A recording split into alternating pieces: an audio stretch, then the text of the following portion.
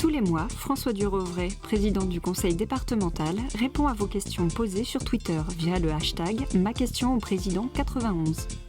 Transport, social, éducation, sport, culture, tous les sujets qui vous intéressent seront abordés. Les départements 78 et 92 font des rapprochements de services en vue d'une fusion un jour. Pour ou contre en Essonne ? Bonjour. Alors effectivement, les Yvelines et les Hauts-de-Seine ont décidé de se rapprocher. C'est une très bonne idée.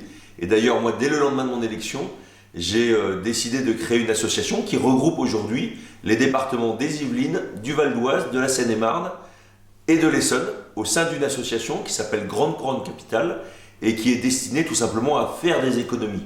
Pourquoi ? Parce que lorsqu'on est 4 départements, qu'on agit ensemble, qu'on décide ensemble, qu'on achète ensemble, et bien évidemment on le fait à un meilleur coût et de façon beaucoup plus efficace.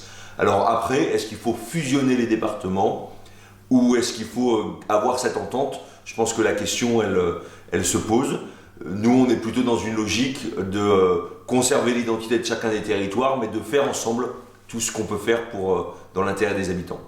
En ce qui concerne Vox 91, vous comptez payer un huissier pour la conformité des votes ? Alors non, nous n'allons pas prendre d'huissier. Pourquoi ? Tout simplement parce que Vox 91, c'est pour nous et pour vous aussi un outil supplémentaire. Nous avions déjà l'occasion de nous rencontrer sur le terrain, l'occasion peut-être d'échanger lors des réunions publiques qui sont organisées par le département. Et Vox 91, ça vous permet à la fois de donner des idées sur des sujets sur lesquels nous n'aurions pas forcément agi, et puis ça nous permet à nous aussi de ressentir votre opinion sur des questions que nous nous posons. Alors c'est encore une fois un outil complémentaire par rapport à tous ceux qui existent déjà pour permettre un échange plus direct, plus franc entre les élus et les citoyens. Serait-il temps de déployer la fibre haut débit dans tout le département ? Il est plus que temps de déployer la fibre en Essonne, d'autant que nous avons plutôt du retard par rapport aux autres départements. Alors d'abord, pourquoi déployer la fibre ? Évidemment pour des questions de loisirs, d'accès à la culture, mais aussi et surtout pour des questions d'emploi et de travail. Parce que la fibre, c'est la possibilité pour beaucoup d'Essonniens de travailler pour partie ou en totalité à côté de son domicile. Le département n'est pas responsable de l'ensemble du déploiement de la fibre.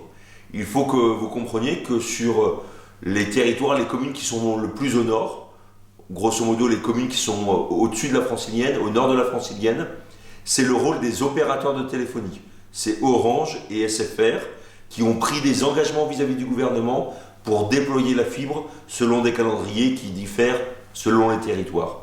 En revanche, le conseil départemental est responsable du déploiement de la fibre sur tous les territoires qui sont au sud de la Francilienne.